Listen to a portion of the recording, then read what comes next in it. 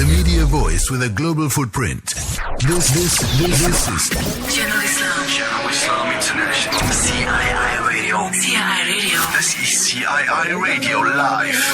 This is CII Radio. The situation in Balochistan out in Pakistan is quite troubling as we hear of these series of attacks that have taken place. It's not the first time that we've seen violence flare up in Pakistan, in Balochistan province. And to understand and give us a better idea of what's happening and to get a full picture of the situation that is why Balochistan is so vital, we welcome to the program today Ikram Sehgal, an expert in military issues and also a defense analyst in Pakistan, and he's also a retired Pakistan Army officer born in 1946, and he's seen and experienced many issues, written several books, and he's taken some time to talk to us. Mr. Ikram Sehgal, thank you so much for talking to us about the situation. What can you tell us is behind this attacks that took place out in Balochistan on Monday, and also is this related to the deadly surge of violence that we've seen flare up in April as well, and the Balochistan Liberation Army? Is this the movement that is behind this? Well, Yakat, the Balochistan Liberation Army is one of the factions that is behind it, definitely. What is worrying is that a number of different factions have got together, or not even got together, but coordinating their attacks. Now, this was bound to happen. Once the Americans had left Afghanistan and left them with a treasure trove of weapons and ammunition, right, has taken some time for the Taliban to consolidate their position in this thing. What is worrying is that present operations that have taken place not really in Balochistan. I'm talking about. I'm not talking about the north of Pakistan. In Balochistan, certainly they're operating from within the country on the borders and from Iranian Khuzestan. Right now, the old Jandula group was acting against the Iranians there, which was, as you know, Iranian Khuzestan is basically a Sunni majority area, and this Jandula group was acting against the Iranian, actually Revolutionary Guards, which are controlling this area, and they caused a lot of casualties some time back.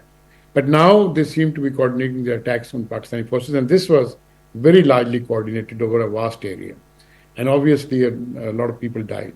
And I think, like I said yesterday in some programs, that, what has actually happened was that the Pakistan Army had fought these people to a standstill in Operation Zarb-e-Azab under General Rahil Sharif, maybe about 6-8 years ago. And, it was, I think, one of the finest counterinsurgency programs and the counterterrorism programs together, which took place at that time. Unfortunately, after that, a follow-up was not done to eradicate the cells within Pakistan and to cater for the fact that once the Americans lived, these Taliban, most of them who were actually from Pakistan territory and had gone over to Afghanistan to help out the Afghan Taliban, would one day come back and create problems. But again, I repeat, this particular faction is a little bit different, because you must understand that Balochistan, when you say Balochistan, it's a misnomer of some sort. North of Quetta, which is the capital of Balochistan, is a vast Hazara area, which is basically Shia community and Pathans, and they don't really subscribe to any. None of them have ever been involved in any terrorist activity. 60% of the rest of it, out of which you can say 30% are Red Baloch and 30% are on the Makran coast.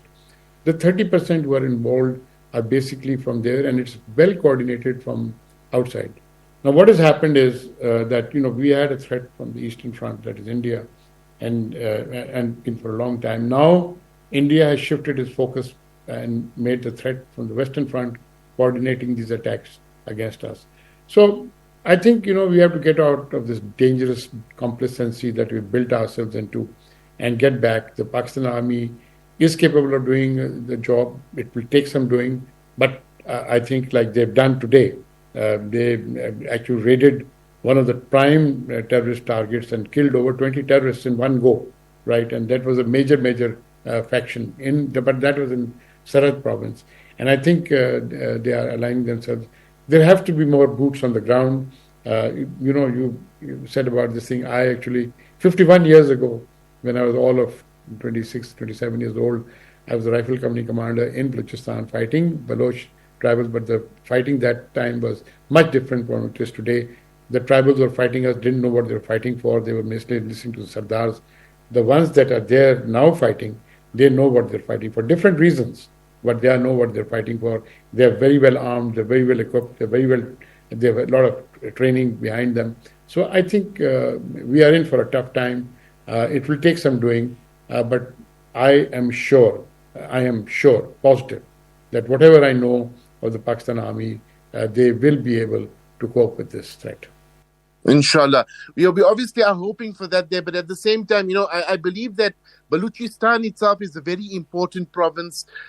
Could you maybe, for the benefit of our audience, talk to us about the importance and significance of Balochistan in terms of minerals and so on, aside from the port? I'll come to the issue of the Chinese-Pakistan relation and how this is affecting that situation in just a moment.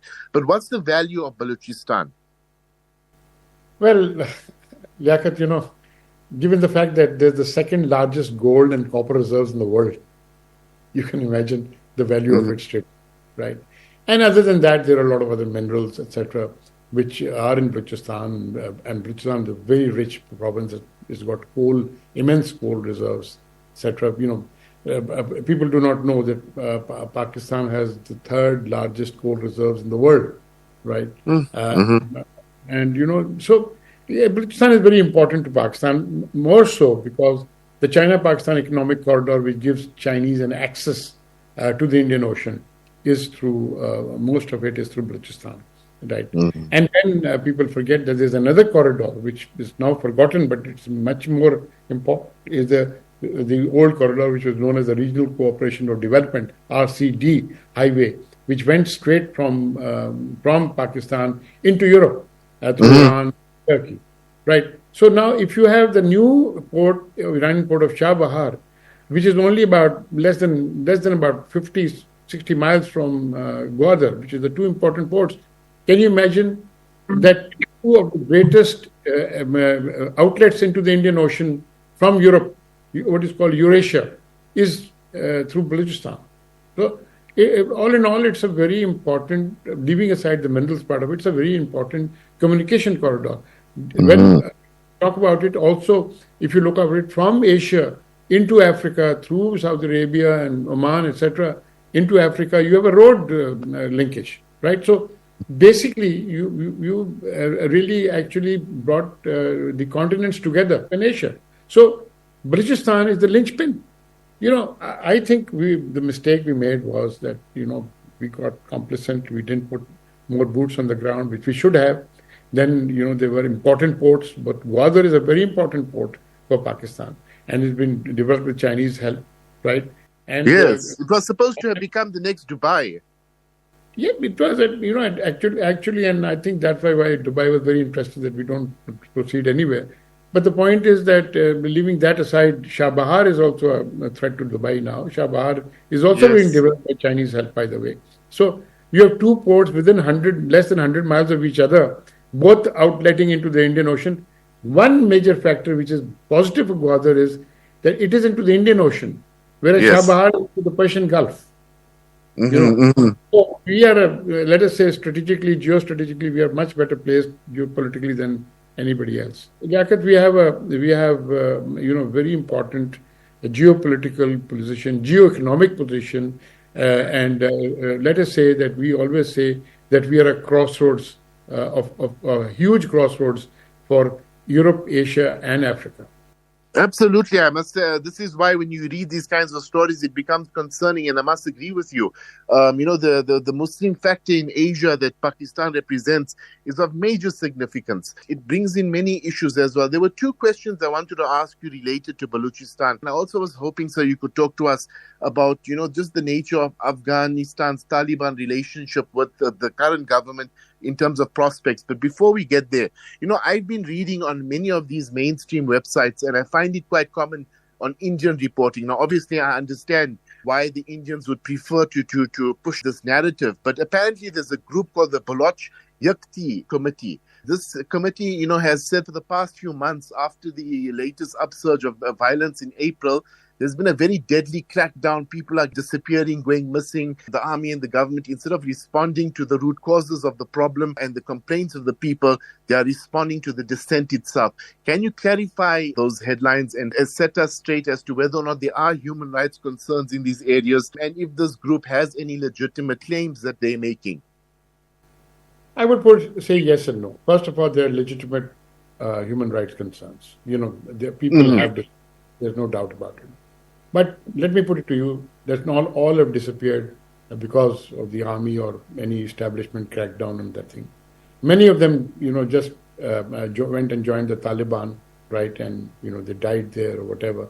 And obviously, how are you going to verify what happened to them, right?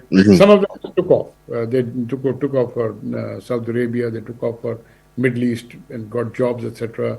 And obviously, they had a vested interest in not telling people where they are, right? So there is truth to the story that there is, the human rights, this thing, and I think Pakistan government has to be very sensitive to it. We cannot ignore it, right? But all of it is not true. Let me put it on the other hand. It is there, and it is certainly there, but all of it is not true. But it played out of this thing. Some of it is played out of this thing. The old Sardars, they feel deprived because at one time, whatever they could do, they just, when I was fighting them, etc., I used to ask the people that thing, etc. I used to have food with the, people actually take prisoners, but they used to be very nice people. And, and I used to ask them, I said, why are you fighting for this? We don't know. No, what they're fighting for. That's very true. It's because my grandfather and great-grandfather, my community has been in this war for so long, I just took up arms and have joined the war. Another big headline that I'm noticing, this is on mainstream Western media, is they are saying that, and obviously I can understand the West has this tension with China, but they're saying that these attacks are targeting Chinese investments, Chinese workers. We spoke about Gawarda just a few moments ago, but they're saying that these attacks, not yesterday's necessarily, but previous attacks also have been targeting the Chinese, and this has created a tension between Pakistan and China. Obviously, I understand why there would be a tension, but to what extent is this now endangering those bilateral ties? It is endangering bilateral. Pakistan has to do something about it. If I were Chinese and I was putting in investment here and trusting the Pakistanis, then I would expect the Pakistanis to protect the investment and human investment particularly. So I think that, and Pakistan did that, when General Raheel Sharif was he immediately raised up what is known as the CPEC division. Actually, it was a very good, well-armed division which pride. And then subsequently, he laid the groundwork, and subsequently the next Chief of Army Staff, Bajwa, set up another division. But that's not enough. That's not enough. That the areas that we're talking about, vast areas. Now these are basically all. Remember, they're also the biggest smuggling areas of this area. There was because Iran was landlocked or quarantined by United States sanctions. So one of the outlets was Dubai, of course, and but the other major outlet was Pakistan. And obviously we used to get stuff from there. Even Iranian oil used to be sold is still being sold in through fuel stations in Pakistan, right? And I run a private security company, and one of my companies has got 400 armored trucks, and they carry cash from place to place. And one of the things we do is cash counting and all that. And the biggest cash, the thing is one of in the boondocks in Afghanistan, in a place called Turbat. There's no more. There's so much of cash available there to count, you cannot even imagine it. So obviously that's a main smuggling center, right? Yes. So you've got, and by the way, I'm very sure the criminal elements are not very happy about what's going on. This affects their livelihood. Absolutely. You're so correct to mention this, and I think it's so important that you highlighted this element. It's not just only politics and human rights, but there are those thuggish elements that do take advantage of these vacuums, security vacuums, that will obviously come in and then take advantage of the situation and take one side against the other. I really appreciate that perspective, Mr. Sehgal. I want to ask you about the situation between Afghanistan and Pakistan as a final question. We saw this news a few months ago about this mass deportation of Afghanistani people. It was obviously met with a furore globally, but obviously if you look at Pakistan's own issues, economic challenges are forcing many males from Pakistan to take on these terrible journeys abroad to look for job opportunities. There is a legitimate argument to be made. Even here in South Africa, we have the problem of an influx of immigrants because of porous borders. But I think that the story lost its plot a bit. It came to a point where it created an impression that there was this division and there was this festering tension growing between Pakistan and the Taliban itself, and that Pakistan was basically now punishing the Afghani people by sending them back to Afghanistan. But help us clarify that issue and just the broader relationship between Pakistan and Afghanistan. Is there a prospect for peace between these two countries and prosperity? Well, Liaquat, let me put it very bluntly. First of all, there was the first influx came in when the Soviets came into Afghanistan in the 80s, right? The Soviet-Afghan war took place, right? Yes. And then it fought by the United States and allies against them. And, ultimately the Soviets left Afghanistan and left a tenuous government in place, which was replaced eventually by the Taliban, right? And the Taliban eventually, fell into the hands of Osama bin Laden, who perpetrated that atrocity 9/11, which was really, I think, one of the biggest atrocities of all kind, right? When so many innocent people lost their lives, and the Americans retaliated, and you had another Afghan war, right? And then you had another big influx of Afghans. At one time, and at any one time, there are 1.6 million Afghan refugees in camps, and 1.6 million Afghan refugees all over Pakistan, mainly in Karachi, Quetta, and Peshawar. The second largest population in Karachi is Afghan. The second or third largest. In Quetta, second largest. In Peshawar, it is the second largest population. Right now. It's all right that thing, ultimately they have to go back, Liaquat. They've eaten of the land, they've eaten of the thing, their children have gone to school. And what really affects us is that 90% of the Afghan Taliban that is there today in government have studied in madrasas or schools in Pakistan, right? And then they go back, and before you know it, then they got an animosity towards Pakistan. Do you know the entire Afghan cricket team, right, was studied in schools and colleges in Pakistan, played in Pakistan, went across, and now their biggest enemy is Pakistan, right? So talk about ungrateful people. Deportation is not the right word.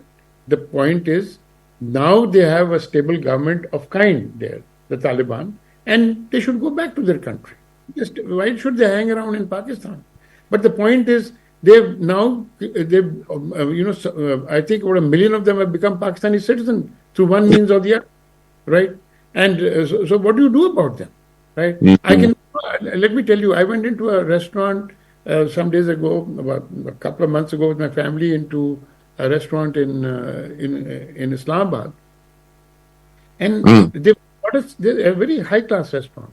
Which was actually many foreign diplomats come to that restaurant. There was not a single Pakistani employee there. Not a single Pakistani employee. And they said, we will not keep Pakistani employees. It creates a major problem. It does. You're absolutely right. And people, Pakistani people born and bred, they don't have jobs and don't have the opportunities, even though they were hardworking and may be looking for their job. I do understand that. I absolutely do. I wish I could have. Say one more thing? Can I say one more? Please do. The biggest cash crop in Afghanistan today is poppy, and converting poppy into laboratories. You know why Pakistan is short of dollars? Pakistan is short of dollars because one farmer does not accept money in Afghanis. He accepts only in dollars. So all the remittances that come into Pakistan, They flowed up Pakistan through all these money exchanges, etc., into Afghanistan. And the Afghanis, please do travel sometime to Dubai and go and see Palm Island. And please find out how many of those huge mansions are owned by Afghanis. Absolutely. You're right. Money. There's too much to unpack here. Sir, our audience doesn't even know that you are a prisoner of war, that you escaped India in 1971. I just haven't had an opportunity, and we didn't have the time to touch on so many issues that I do have liked you to inform my listenership about. But we're going to leave it here for today. I say shukran jazilan to you for taking out the time and for talking to us today. Chairman of the Pathfinder Group in Pakistan, Mr. Ikram Sehgal, joining us. He's a Pakistani defense analyst and security expert, and also a retired Pakistani army officer and a former prisoner of war. Very decorated history. Thank you so much. Shukran jazilan. Assalamu alaikum.